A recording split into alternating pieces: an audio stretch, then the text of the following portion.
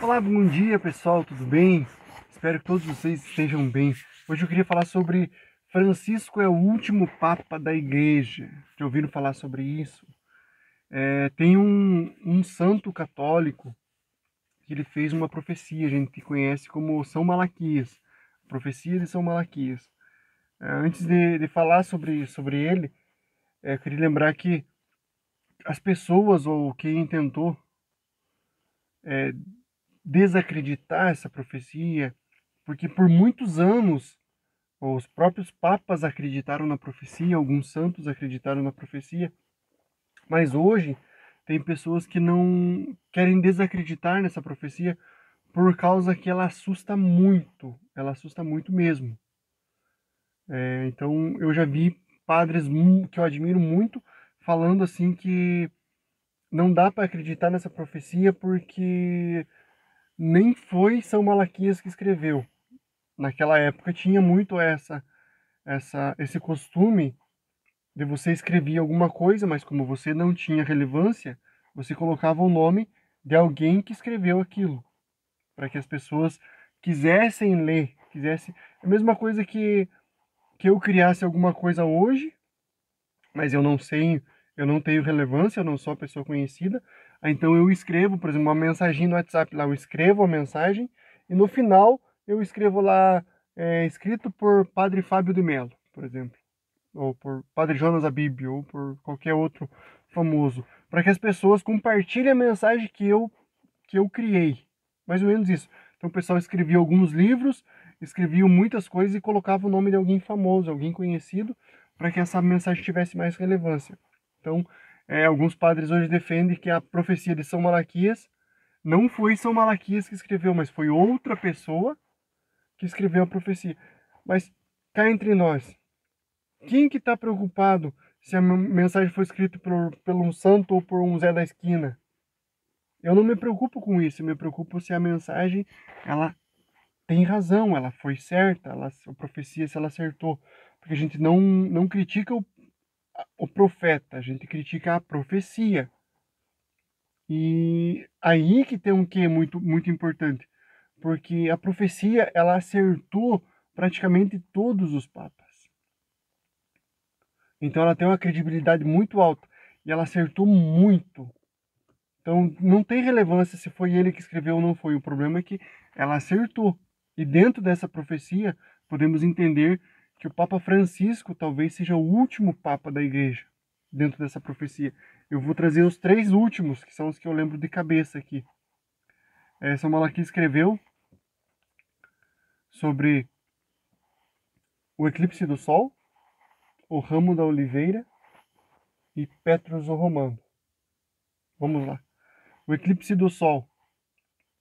João Paulo II, ele nasceu no eclipse do Sol e morreu no eclipse do Sol. Fechou. O ramo da oliveira era o símbolo do Papa Bento XVI.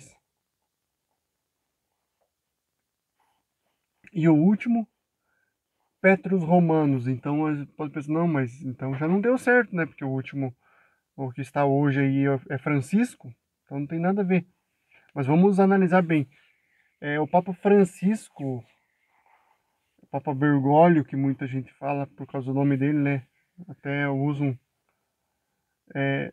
de maneira pejorativa ou chamam de Papa algumas pessoas que não creem que ele seja um Papa legítimo por causa que ele foi eleito enquanto existia um outro Papa. Isso não vem ao caso aqui no momento, mas o nome Francisco veio justamente por causa de São Francisco de Assis. E São Francisco de Assis, ele era da Itália, então, ou seja, ele era romano. E o verdadeiro nome de São Francisco de Assis era Pedro. Então, Pedro o Romano. Outra coisa interessante é que Francisco, a gente conhece o Papa Francisco como o Papa argentino. E, na verdade, o Papa Francisco ele é italiano também. Então, nesse sentido, o Papa Francisco se encaixa, sim, como o último Papa. Pedro, Petrus Romano. Nenhum Papa pode ser chamado de Pedro, porque Pedro foi o nosso primeiro Papa. Então, eu trouxe isso para vocês, para a gente ter um pouco de atenção no tempo que a gente vive. A profecia é muito interessante. Ela fala coisas, ela fala. Esses três últimos que eu trouxe foi os que eu lembro de cabeça, mas ela fala muito mais. E ela acertou muito. Então há um pouquinho de. Dá pra gente acreditar nela. Eu acredito nela. Ah, Juarez, mas você assusta o povo. Cara, não tô nem aí. Eu também já vivi esse susto. Mas esse medo, esse temor que vem por saber que talvez e talvez seja, não só talvez nós estejamos mesmo vivendo no fim dos dias, no fim dos tempos. Esse temor, ele serve não para assustar as pessoas. Se bem que a palavra de Deus diz que nos últimos dias, só de saber dessas coisas, só de saber sobre o dia do Senhor, os homens mais valentes teriam os joelhos vacilantes. Então não há como não ter medo deste dia. Mas esse dia, ele vem como terror, mas para os injustos. Para os justos vem como salvação. Veja bem, mas como pode ser salvação o último dia? A palavra fala sobre tantas catástrofes, sobre o sol se escurecendo, sobre... Como pode ser? Por causa da tribulação que nos espera. Por que a volta de Jesus vai ser uma coisa tão grandiosa e tão maravilhosa para o cristão? É porque a perseguição vai estar tão forte. A gente não, principalmente na nossa região, a gente não conhece perseguição, a gente nunca ouviu falar em perseguição. Mas está chegando um tempo onde a perseguição aos cristãos vai parar de ser só aqui na internet. Só aqui que você não pode falar algumas coisas ou você não pode postar algum tipo de vídeo. Em pouco tempo, a perseguição vai ser muito maior sobre todos os cristãos. Aí sim, a volta de Jesus será um grande alívio para o cristão, porque é a salvação dele literalmente. Jesus volta para levar os seus com ele. Não quero que você se assuste, mas quero que essa mensagem chegue ao teu coração. Tem outras coisas para me falar, mas hoje vamos ficar só com a do Malaquias. Que essa mensagem chegue ao teu coração e converta o teu coração. A esperança, da onde vem a nossa salvação, da onde vem a nossa esperança? Somente em Deus. Somente em Deus repousa o nosso coração. De onde virá meu socorro, diz o Salmo? Nosso socorro vem de Yahvé. Nosso socorro vem do Senhor. Então que nesta manhã, neste dia, neste tempo favorável, é o tempo que a gente comemora o Natal, a vinda de Jesus, o Advento. Na Igreja Católica a gente vive o tempo do Advento, o que há de vir. Jesus veio já a primeira vez como criança, como homem. Ele virá a segunda vez. E nessa segunda vez, apagou minha luz aqui. Nessa segunda vez, o Senhor virá não mais como um homem simples ou um homem humilde, mas ele virá como guerreiro, como vencedor. Os seus olhos têm chamas de fogo. Então, esperemos o Senhor todos os dias da nossa vida e lembremos que Ele está voltando, Ele não demora a voltar. Talvez nós estejamos vivendo esse tempo já de início, o início das dores. Não precisa só ter medo, precisamos ter fé. Buscar esse Deus de todo o coração, com toda a força, com toda a alma, porque o Senhor está voltando. Sim, tem muito mais profecias. Eu posso trazer para vocês mais profecias aqui que estão se cumprindo. E tenhamos atenção. Por que conhecer a igreja? Tem muita gente, muitos seguidores meus nem católicos são. Mas por que você precisa conhecer a Bíblia, conhecer a igreja?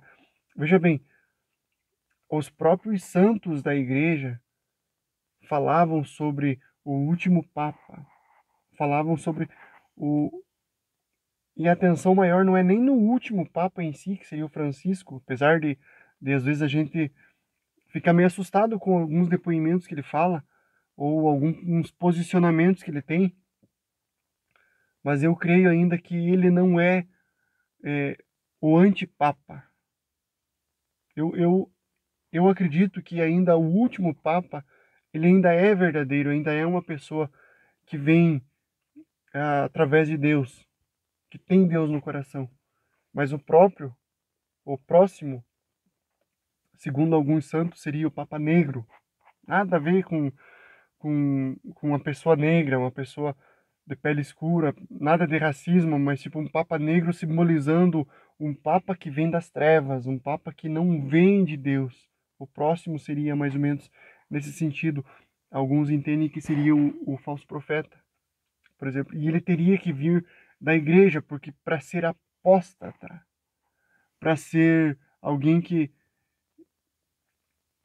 ele precisa primeiro ter fé, ele precisa primeiro vir de algum movimento legítimo cristão. O falso profeta precisa ser cristão. O falso profeta não é islâmico, o falso profeta não pode ser de outra denominação, e muito menos ateu. Segundo alguns santos da igreja, aqui eu trago a, a Santa... Nossa, esqueci o nome dela aqui. Santa... É da congregação da minha cunhada, ainda por cima. Mas ela disse, eu já lembro o nome dela, ela disse que o falso profeta, alguns dizem até o anticristo, seria um papa, ou o último papa da igreja, o Papa Negro. Santa Idelgarde Bulgman é o nome da santa. Então, não sou eu que estou falando, os santos já falaram sobre isso, Jesus deixou claro, nós estamos nos últimos tempos, o amor de muitos esfriará. A gente já está vendo isso. As pessoas deixarão de se amar, as pessoas deixarão de viver. Mas essa mensagem não é para todo mundo, essa mensagem é para você que acredita que o Senhor está voltando. E eu peço encarecidamente para que a gente se una em oração, para que a gente se una para buscar esse Deus que é misericórdia, que é verdadeiro, que está aqui para nos salvar, para nos trazer salvação, para nos trazer alegria, para nos trazer cuidado, para nos trazer fé e esperança. Nós não somos órfãos, não estamos abandonados. O Senhor está conosco. O Senhor nos abençoa, o Senhor nos guia. Ele está voltando para nós. Para nós. Essa que tem que ser a alegria do nosso coração. O Senhor volta por nós e para nós. Para a nossa salvação.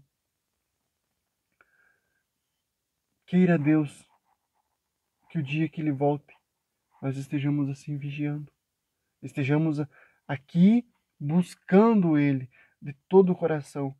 Não se preocupando nem com o nosso pecado, porque o nosso pecado não nos afasta dele. O que nos afasta dele é esse coração fechado, engrupido, doído, machucado. Esse coração que não quer Deus. E pecar ultimamente tem sido muito fácil. Se afastar do Senhor tem sido muito fácil. Se você hoje, meu irmão, se você hoje caiu, se você hoje fez o que não deveria fazer e a tua consciência tá pesando, saiba que arrependimento é muito bom, sim, mas a culpa não é boa. A culpa não te leva para lugar nenhum. Esse remorso, isso não traz conversão. Arrependimento, sim. Arrependimento, novo propósito, eu não vou fazer mais. Eu vou mudar e eu quero mudar. Então que o Senhor não nos encontre no pecado, mas nos encontre lutando contra o pecado. E lutar contra o pecado nem sempre necessariamente seja estar vencendo o pecado, mas é estar lutando. Por isso que a gente chama de cair. Ninguém cai porque se joga no chão. Todo mundo cai porque está tentando caminhar. E alguma coisa acontece, um deslize acontece e a gente cai. Isso é natural, é normal. E Deus não nos condena pelas nossas quedas. Deus nos condena pela decisão do pecado. Muitas vezes a gente decide o pecado. E é essa decisão que faz tão mal. Decidir por Deus, decidir por viver a santidade. E quando cair, levantar, olhar para dentro de si mesmo e falar: ó Senhor, eu errei, eu caí, eu devia ter vigiado mais, mas eu estou aqui. De novo, me lava, me purifica, me restaura. E o Senhor vai te purificar, vai te restaurar. Fique com Deus, meu irmão, minha irmã. Que Deus abençoe.